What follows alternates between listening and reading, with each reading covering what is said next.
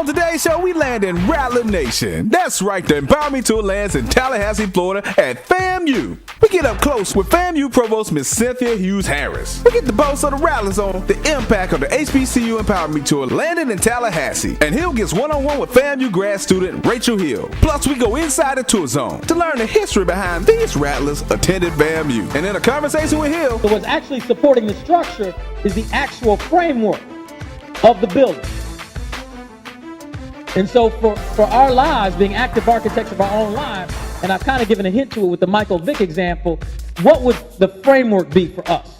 All that and more on today's show. The Self Show starts now.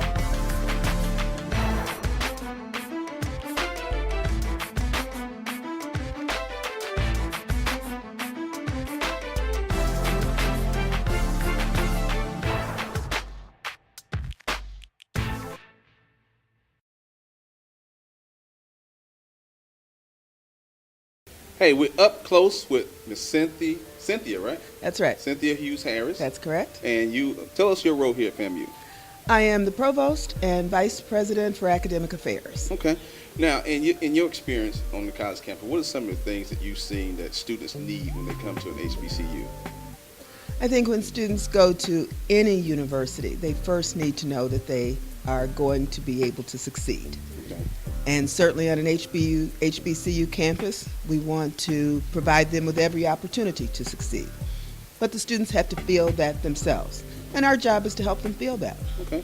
And why do you think FAMU invited the HBCU tour to land here? If the HBCU tour is to experience college campuses at their best, then it makes sense that they would come to Florida A&M University. Okay. And as far as your students, you guys have been classified as #1 school. That's what I've heard. I've heard that too. You've heard that too? Yes. Okay. Oh my goodness, we are. What makes FAMU #1? Our motto is excellence with caring. And if you look at those 3 words, it truly defines FAMU. Excellence is not something to be taken lightly, but it's a word that we use commonly within our society, within our academic institutions. Excellence says we are not satisfied with mediocrity. Excellence says we are going to accept the challenge of any student that walks through our doors and allow that student to develop their talents with our help and the help of their peers and move them from wherever they are to that level of excellence. Now, I think a lot of academic institutions have a goal of excellence. I think the more difficult part is the caring part to accompany excellence. And that's what makes FAMU different from the rest. The goal of excellence and the incorporation of a concept that includes knowing who our students are, knowing what their challenges are, empathy, compassion, the ability to instill confidence and increase self-esteem, that becomes caring. And when you put that together, there's almost no option but to emerge as #1. Now, you mentioned self-esteem. Certainly. Do you see that as being an issue with a lot of students, young students that come to your campus? I think self-esteem is an issue with young African Americans in our nation. So, of course, that includes students that come to Florida A&M University. Our nation has progressed a lot, and we know we're very proud of where we are today. But we also know we have a long way to go. Self-esteem is an issue because our history says African Americans are not as good as. Whether our young people hear that directly or indirectly, they get a message. They get a message that says, you're not as good as. They may respond, but I'm an A student. Right. And there's a message that says, terrific, but you're not as good as. So yes, many of our African American students enter with a less than well-developed self-esteem. Now, I think many of them may not know that. Right. But our job, again, is to make certain that their self-esteem is strengthened Some come in with a well-developed self-esteem, and we go with that and we build on it. For those who are less fortunate, we go with that and we build.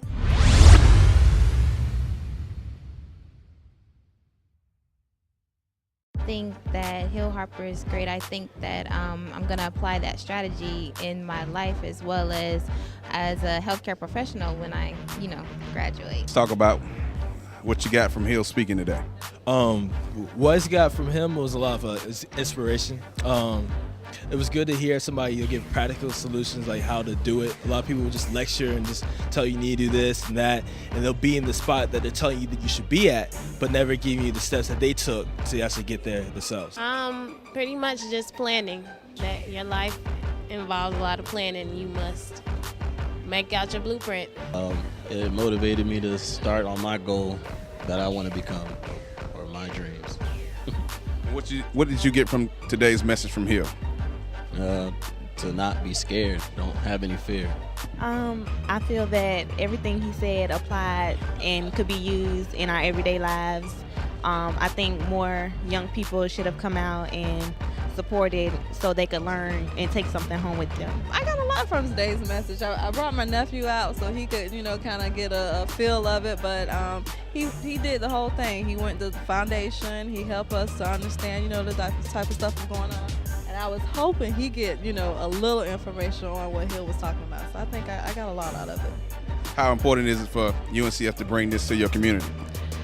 It's very important. I think it should be something that we should always do, like every year, or hopefully it can be done every year. And it's very important. I feel that we should always do this and help, so we can help the youth and help them understand what's going on.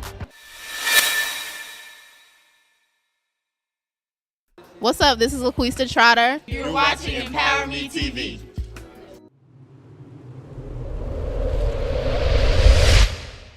Hey, what's up, everybody? This is Hill Harper, the Empower Me Tour Zone. We are at FAMU. I'm here with someone who you may think is my cousin because her name is Rachel Hill. We may be related. We're going to find that out and also find out why she's here at FAMU and what her thoughts and feelings are about HBCUs in general. So, hello, Rachel. Hey, Hill, how you doing? Nice to meet you. Nice to meet you, too. So, first of all, will you tell folks why you chose to enroll in an HBCU and kind of give them your background and how you ended up here? Okay, well, actually, I went to a predominantly white institutions, elementary school, middle school, and high school, and I was always the only black student in the honors courses. I was one of about 7 black students in my magnet program in high school, so I kind of wanted to be in a black institution of higher learning where there's a lot of educated black people who have these dreams and aspirations to make it past high school, and that's why I came to Florida A&M. And of course, I got a full ride scholarship, so that helps as well. So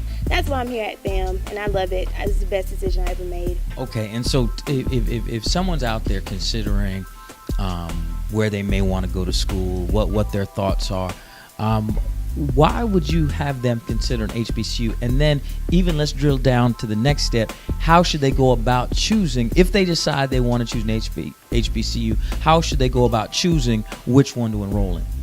Well, I would think that you definitely have to look at HBCUs as a place of nurturing.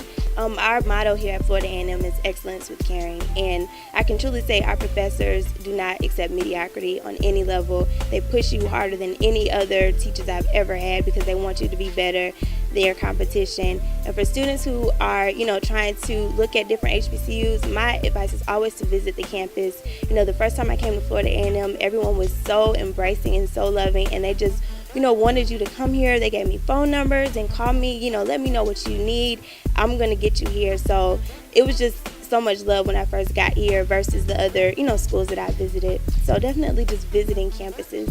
Now, what do you say to folks who talk about HBCUs and say, well, it's too much partying going on? Is that more rumor than reality? Is that something that, okay, you should be careful of that because that's a possibility? Or do you think, because I'm sure you visited friends at other institutions, right, that college life is, it's the same no matter where you are in terms of party and all that? You have to be disciplined. What are your thoughts on that? Because that is a rumor that some people try to say, right, oh no, don't go to HBCU because they're partying all the time. That's funny that you say that, because my initial thought of FAMU was the party school. When I told people, I'm choosing Florida A&M over the University of Miami, they were like, why are you going up there? It's a party school. I heard my cousin went up there and she had to come back home because of this and that. But when you get up here, you have to realize that students is academics first. Monday through Thursday, it's all about school, going to classes early, being there, talking to your professors. Yeah, she said Monday through Thursday. Monday through Thursday. I guess no classes on Friday.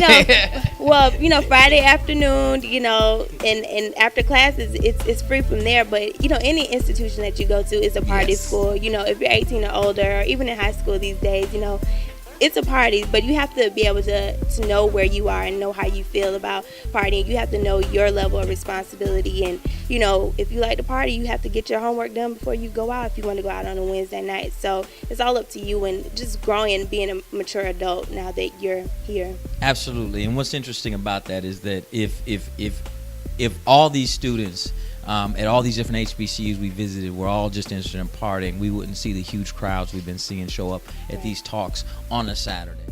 You got red carpet, interviews, prizes, sponsors. Let's get inside the Tour Zone. I chose to come to FAM. I'm a third generation Rattler. All my family has come to FAM. Grandparents, mother and all her sisters, cousins, everybody. And I wanted the Black college experience as well. It's been wonderful. This is my second HBCU. I did my undergraduate work at North Carolina Central University. And my whole family went to FAMU. So I was the only one that didn't go here undergrad. My grandmother, she lives a few blocks away from here. So I'm just really continuing our family. I've learned numerous things. I've learned you can't sleep just because you feel that you're going to get an easy A in the class. The teachers actually make you work. You get to learn a lot about yourself. At first, coming from high school, you think you know it all. You're 18 or you're 19. No, you learn a lot. They tell you about yourself in here. HBCU college experience, FAMU, the number one HBCU. I love it. All the time, excellence with caring. My FAMU experience has been awesome. I would tell anyone, African American or not, to come to FAMU. It's a place where if you are Black, you learn how to give back to your community. It's something that you don't normally get that information necessarily at another university. But I think that those special moments, like having Hill Harper come to your university, this is what we live for. Considered an at-risk student and turn my life around. I mean, really open my eyes as to what I can do as a young Black man. My experience back in my community come from a very rural area. I had like 3 Black teachers my whole K through 12 career, so that was real interesting. Well, I currently work at a hospital, and one of the things that I've taken with me is the importance of excellence. It's unfortunate being an African American, especially coming from an HBCU, they expect certain things of you. They expect you to not know what you are supposed to know, but FAMU, they go above and beyond to equip you with those skills, so when I come out and when I show that I know my stuff, they're definitely impressed. UNCF presents the HBCU Empowerment Tour, hosted by actor and best-selling author Hill Harper. The HBCU Empowerment Tour is designed to empower a movement among all young people, motivating them towards academic excellence and personal responsibility, and focusing them on building financial knowledge and assets to chart their own destiny. The tour also featured the HBCU Empowerment Tour Zone, where students will get the Hollywood experience, have your picture taken on the red carpet, meet corporate recruiters, and enjoy giveaways from our sponsors. For more information, tour dates, and to register, log on to empowermenttour.org.